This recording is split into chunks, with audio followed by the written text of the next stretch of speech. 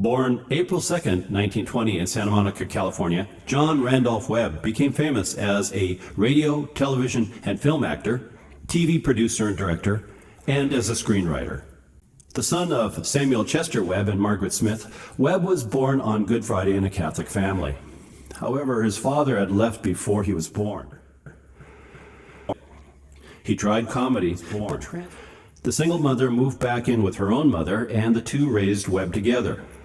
The only significant male role in Webb's life was his uncle, Frank Smith, a name Webb would use for his partner in the famous Dragnet series. Webb attended Catholic school.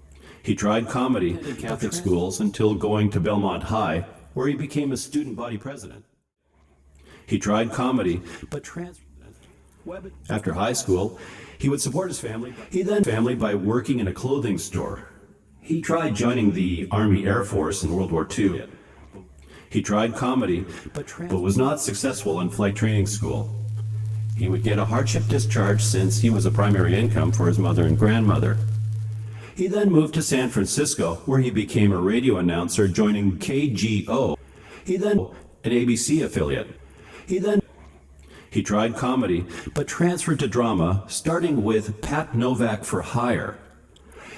He began to become successful, so he and roommate Richard Breen, to learn more about police work, Webb would move back to Los Angeles. To learn more about police work, Webb wrote it was in LA that his talent was recognized. Shows such as Johnny Madero, Pier 23, and Jeff Regan Investigator contributed to his success. ABC affiliate. He tried comedy.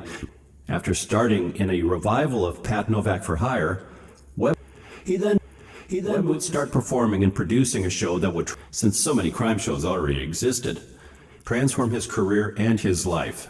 Dragnet. Since so many crime shows already existed. He then a flat delivery. Webb had a successful role in the 1948 movie called He Walked by Night. A semi-documentary film about the police work used to capture a murderer. During this film, since so many crime shows already existed, Webb became friends with police technical advisor, Detective Sergeant Marty Wynn. This led to the development of the Dragnet radio and TV shows. To learn more about police work, Webb rode alongside on night patrols with Sergeant Wynn and his partner, Officer Vance Brazier. And he attended police academy courses to learn authentic flat delivery, jargon, and details that could be featured in the radio program. When Webb brought the idea of the show to NBC, executives were unimpressed, since so many crime shows already existed. However, they agreed to a limited run for the show. Dragnet would start on the radio in June of 1949, but quickly was also on television by the end of 1951, since so many crime shows already existed. A movie was made in 1954. The show was not an immediate hit, having a bit of a rocky start. But as the actors settled into their role and Webb's Sergeant Friday became more deadpan and had a flat delivery, the popularity of the show took off for both listeners and for law enforcement.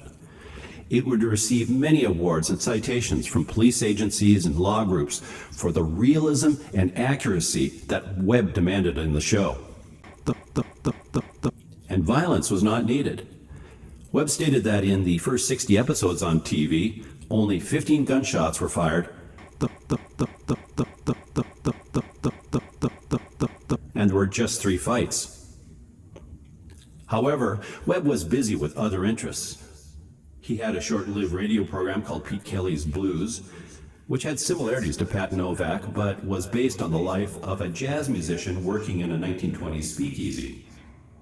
Actually, Webb was a huge fan of jazz music, so this program and the subsequent 1955 movie was a labor of love. In fact, Webb was said to have owned over 6,000 jazz recordings.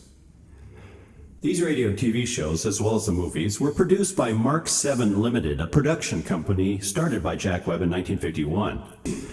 The production company would be responsible for producing 18 TV shows, which would air on NBC. These shows included both runs of Dragnet, the 1952-59 series, and the 1967-70 series, as well as Adam 12 and Emergency. By 1973, he was executive producer of 5 shows simultaneously. As a personal touch, the hands holding the stamp and hammer used to emboss the VII logo in the closing credits were the hands of Webb himself. Webb was married 4 times. His first wife was actress and singer Julie London, with whom he had 2 daughters. Interestingly, Webb would employ her and her next husband, Bobby Troup, on his show, Emergency. Webb would continue to try to revive and recapture his earlier success and was attempting to bring Dragnet back to television for a 3rd run.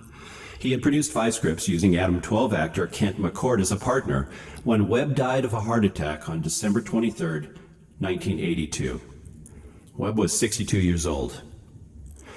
On his death, LA Police Chief Daryl Gates announced that the badge used by Sergeant Joe Friday, Badge 714, would be retired.